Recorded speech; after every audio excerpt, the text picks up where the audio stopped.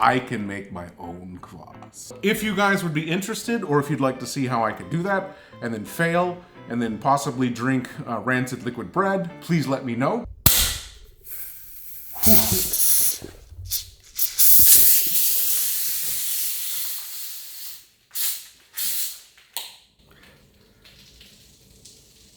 In my Kvass review video, I proposed the question of if you guys would like me to make my own Kvass and then post the recipe.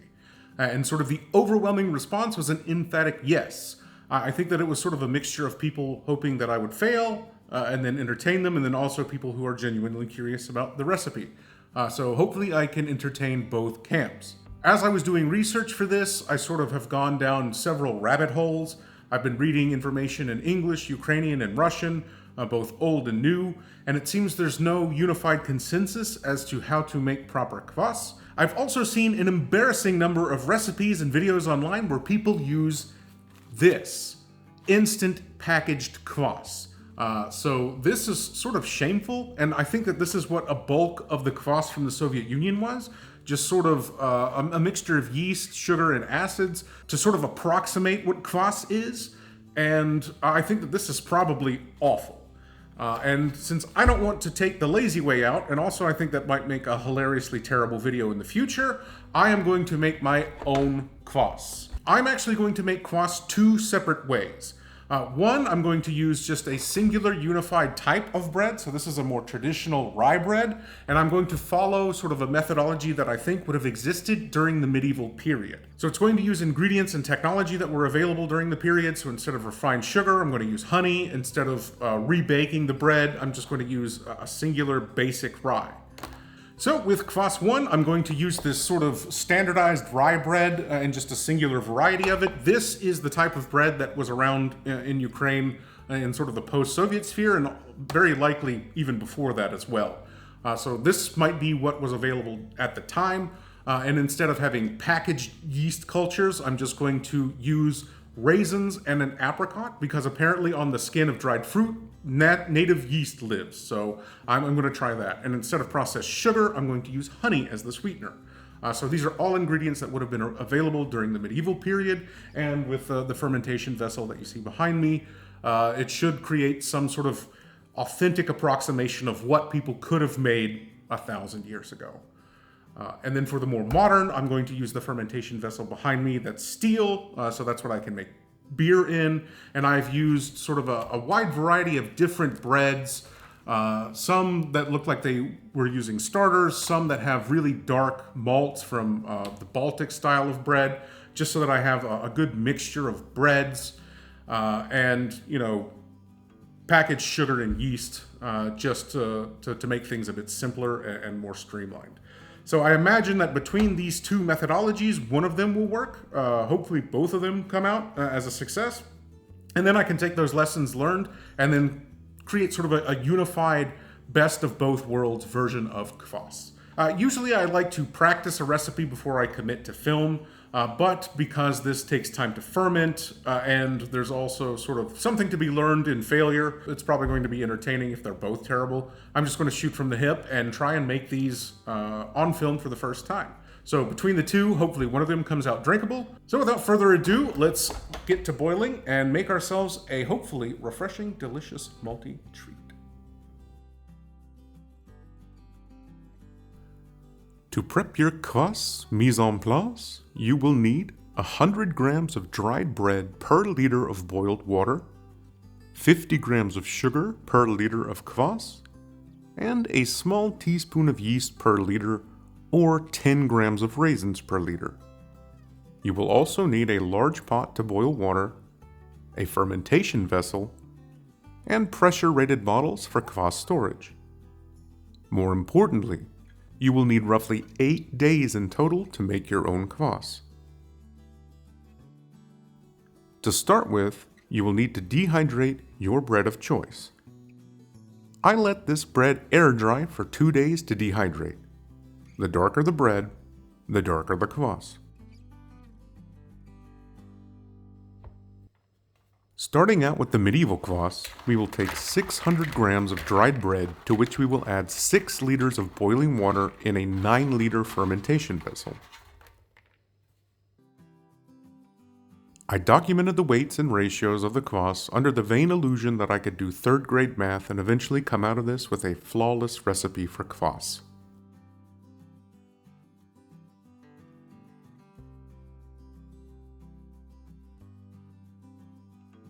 I then added boiling water to the dried bread to make a malt.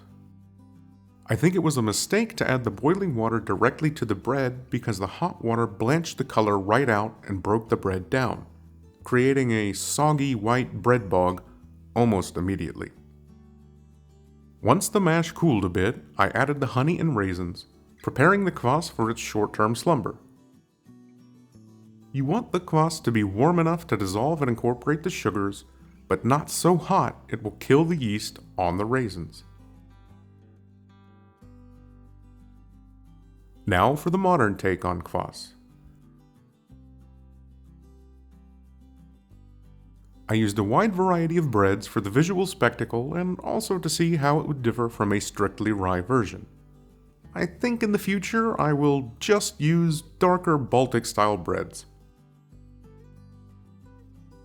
For kvass, it's important to toast the bread nearly to the point of burning to help deepen the color and flavor of the kvass, which I didn't take nearly far enough. It needs to be just before the point of burning, and I was worried it would add an off flavor to the bread. Add your toasted dried bread to your boiled water to soak. Okay, so now the kvass has sort of cooled a bit, and I want to transfer it into the fermentation container before nightfall. So this is absolutely going to go seamlessly, and it will not result in me spilling kvass juice all over my floor. And I'm very confident that this very stable sieve with cheesecloth will not fail me. I think this is the exact moment where things truly went off the rails.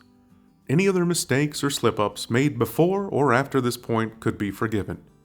It seems that in removing the bread from the mash mixture, I didn't think to calculate the volume based on the remaining liquid after compensating for the water absorbed by the dried bread. Using measurements for the original pre-boil amounts of water means that I likely used way too much sugar and dried yeast for the kvass, irrevocably changing my malt beverage path from the intended kvass to prison toilet beer. Should I have added the sugar and yeast directly to the pot and let sit overnight with the bread, then transferred to ferment? Or just adjusted my ratios?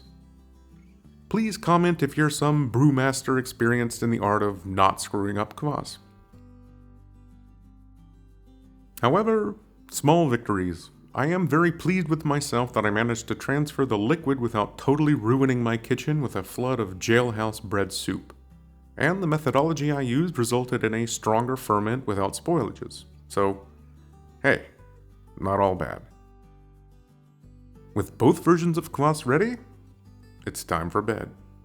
I'm going to try and squeeze a little bit more moisture out of this, and then add that to this, and then hopefully seal it up and have it start fermenting overnight.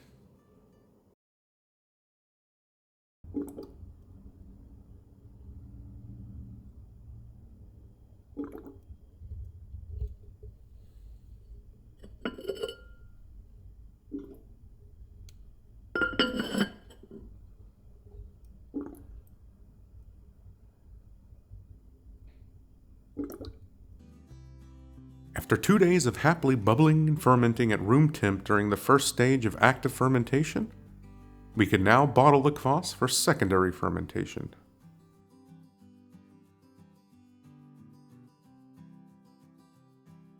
Bottling from the steel fermentation vessel was incredibly easy, as I just had to pour the kvass into a sterilized bottle directly from the tap.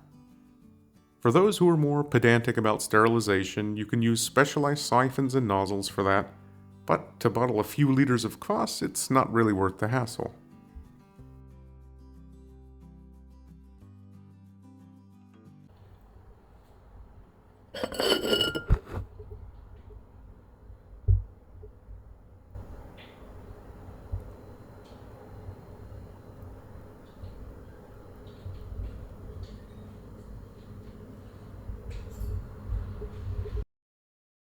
For the medieval kvass, the bread was present during the entire fermentation period and needed to be filtered from the mash before being funneled into bottles.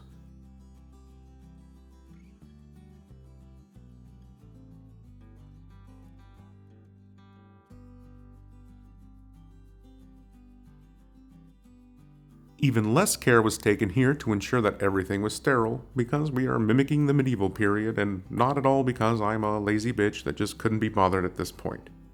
But, even with a more relaxed take on sterilization, everything came out spoilage-free.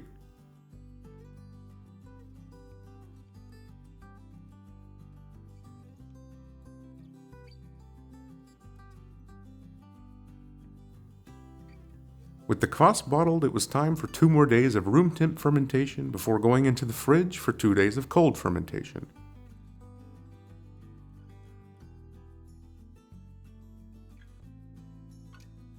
But, will all this have been worth it? So here we are, Kvass Judgment Day. This is the result of about a week's worth of work. So I made 2 varieties of kvass. This, the more lightly colored one, is the one using what I imagine is more ancient methodologies. So this doesn't have cultivated yeast, it doesn't have processed sugar, it only uses technology and ingredients that existed, let's say, in the medieval period. And this is using more modern methodology and equipment and a wider variety of breads. So this is from very light to very dark bread, and this is just rye bread. I'm a little bit surprised that this came out so light. So in essence, what I've done is I've put 2 samples of them in these plastic containers, just so I can make sure that the fermentation hasn't gotten out of control once it's sort of past its primary fermentation. Now it's in its secondary fermentation and it's been in the refrigerator. So I was checking to see if there was any bulging or malformation here to make sure that it's not under too much pressure. It's under quite a bit of pressure, but it's not obscene. I just wanted to make sure that my bottles wouldn't explode. So these are repurposed beer bottles, just so that they can hold sort of that pressure within them. But I hope that I don't paint my ceiling with kvass as I open these. So since these are just sort of samples and I'm going to keep them, I'll remove those for now. And then we can open these. So fingers crossed, hopefully these come out thick and creamy with a nice head and a deep flavor. But after seeing what I saw while I was fermenting them, I am deeply concerned. I don't think that there's anything bad with them. I don't think that there's any spoilage, but I also don't have a tremendous amount of confidence. But I guess we will start with the more modern variation. So we'll open this one up and give it a pour. So guys, fingers crossed. I hope that this comes out well.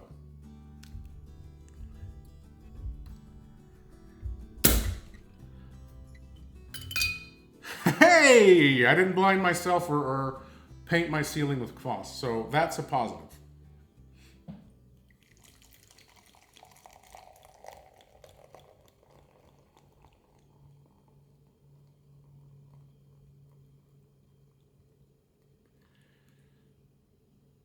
Okay, that actually looks a lot cooler than I thought it might.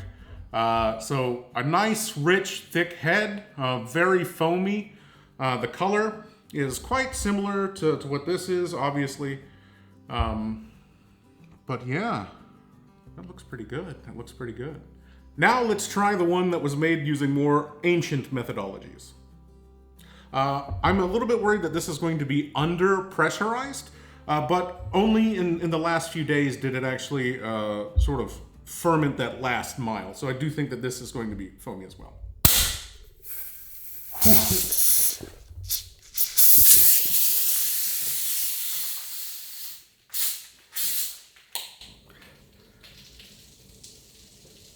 Uh-oh, spaghetti-o. Okay, yeah, so that's a problem. I'm going to go into the shower and depressurize this and then clean my camera equipment. I will be right back. Well, wasn't that exciting? After my kvass money shot, I sort of depressurized the rest of the bottle, and I guess that sort of answers the question, Does yeast live on the surface of raisins? Yes, it does. So I'm definitely going to have to burp these bottles or embarrass myself again. So let's get to the pour.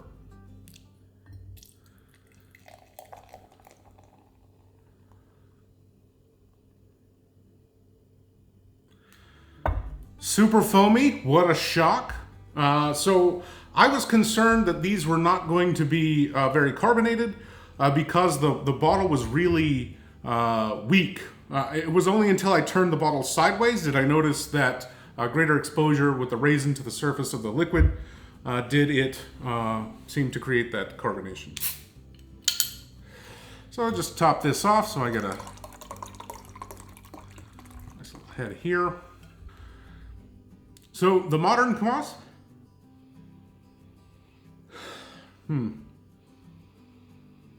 it's a little fruitier than I thought it would be, and it's a little more sour than I hoped it would be. But it still smells Kvassy, so I guess that's okay.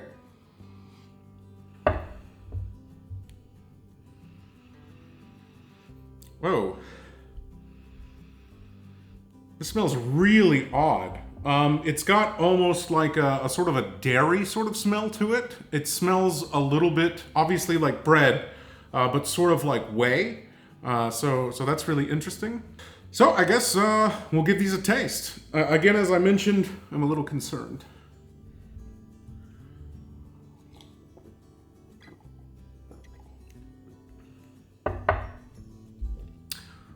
Terrible.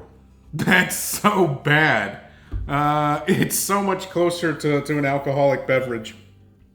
I think that the problem was that when I added sugar to this, I was using the ratio of total water added instead of the water that was pulled after the bread was extracted, because the bread took a lot of that moisture with it.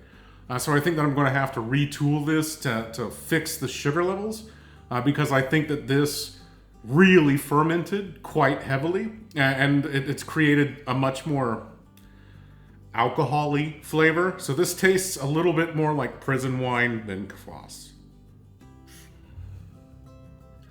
Now for this, cheers.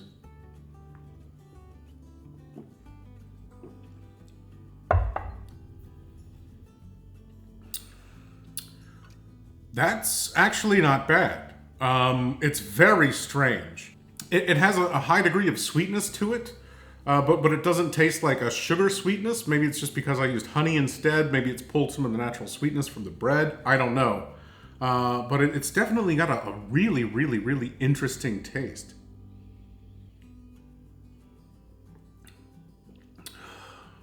I don't know if I hate it yet.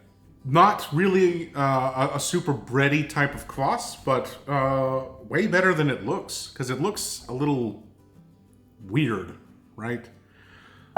Just because it's not been filtered really strictly. Yeah, this tastes way boozier than it should. I think that the sort of the alcohol notes are kind of overriding the bread tones. So this definitely needs to be retooled. I think that what this has taught me is just more how not to make Kvass. So I think that I'm going to have to make a follow-up video where I sort of adjust the sugar levels to the amount of liquid that I pull from the Kvass. And then I'm going to use all black bread and then toast it super hard, just so that I can lower the alcohol levels and let that bread note sort of stand out a bit more. In terms of the ancient sort of Kvass method, it's turned out way better than I anticipated. I thought that this would be awful, but it's just not great. So I guess that's something.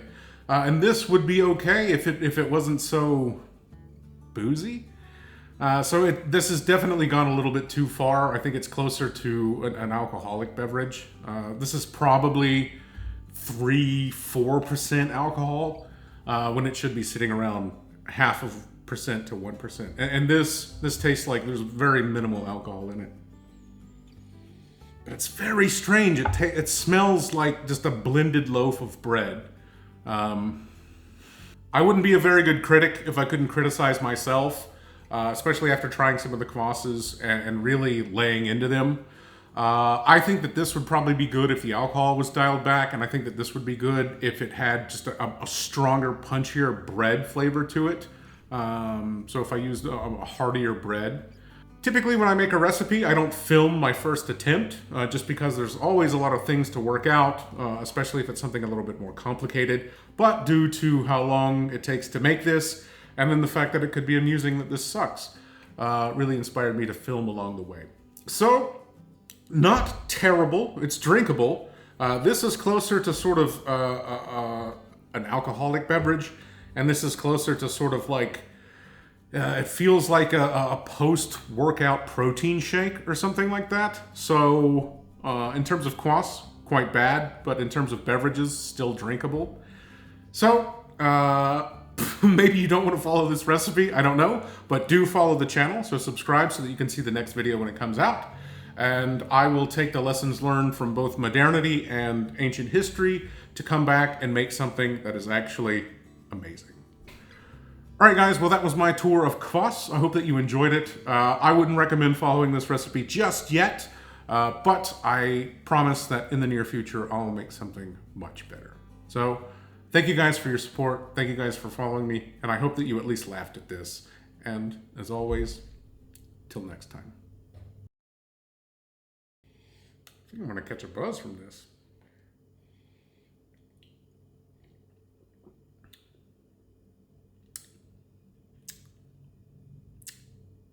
Weird.